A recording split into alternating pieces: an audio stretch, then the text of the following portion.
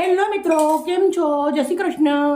આજે આપણે કેરીની ચાટ બનાવવાની છે, ગ્રીન મસાલાવાળી. તો આપણે સૌથી પહેલાં કેરી લીધી છે. કેરીને આપણે કટ કરી દેવાની છે. તો આપણે આવી રીતે કેરીને કટ કરી દેવાની છે. તમે છિલકા નીકાળવા હોય તો બી નીકાળી શકો છો, પણ જો નાનપણની યાદ સાથે ખાવી હોય તો તમે છિલકાવાળી જ ખાજો, બહુ જ મસ્ત લાગશે તમને. હવે આપણે પહેલાં આને આવી રીતે કટ કરી દઈશું.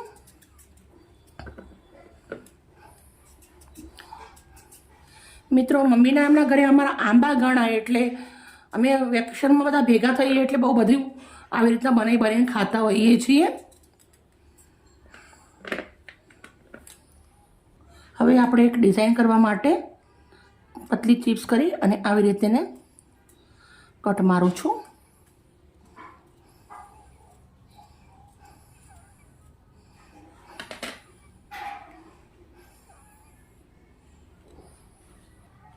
મેં એક આવી રીતના કટર આવે લીધું છે. હવે આપણે એને કેરીને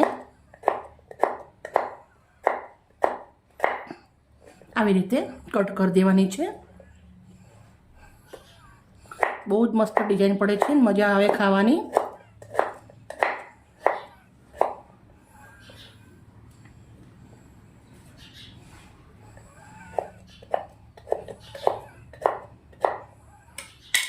બધું જ આપણે આવી રીતે કટ કરી લેશું. તમે જોઈ શકો છો મસ્ત મજાનું બધી જ કેરી કટ કરી અને રેડી કરી લીધી છે. હવે આપણે ગ્રીન મસાલો બનાવવાનો છે.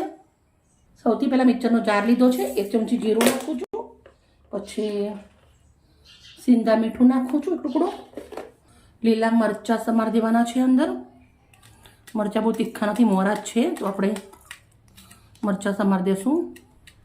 હું 3 નંગ મરચાં સમારું છું. પછી આપણે લીલા ધાણા આવશે, બરફ આવશે અને સરસ મજાનું એક ગ્રીન મસાલો રેડી થઈ જશે.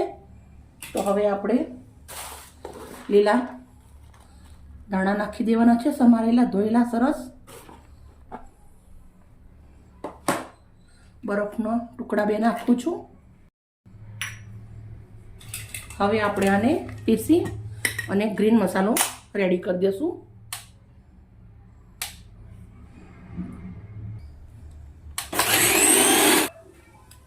ગ્રીન મસાલો આપણો રેડી થઈ ગયો છે. એક કાચની બરણી લઉં છું. એના અંદર આપણે પહેલાં અડધો મસાલો રેડું છું. પછી આપણે અંદર જે કેરી સમારેલી છે એ નાખી દેવાની છે.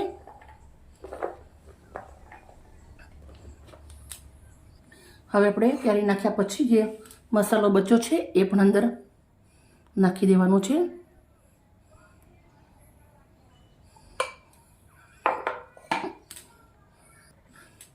હવે આપણે તમે જોઈ શકો છો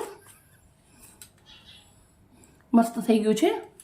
હવે આપણે આવી રીતે આને મિક્સ કરવાનું છે. મિત્રો, તમે કેરી કાચી ખાતા જ હશો, પણ જો એકવાર તમે આવી રીતના ચાટ બનાવીને ખાશો તમને ખરેખર બહુ જ મજા આવશે.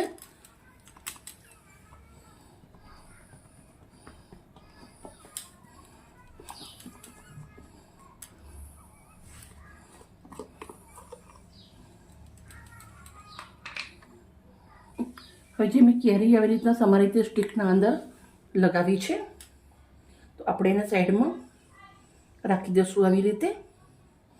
એના ઉપર થોડુંક એવું મીઠું ભભરાવી દઉં છું.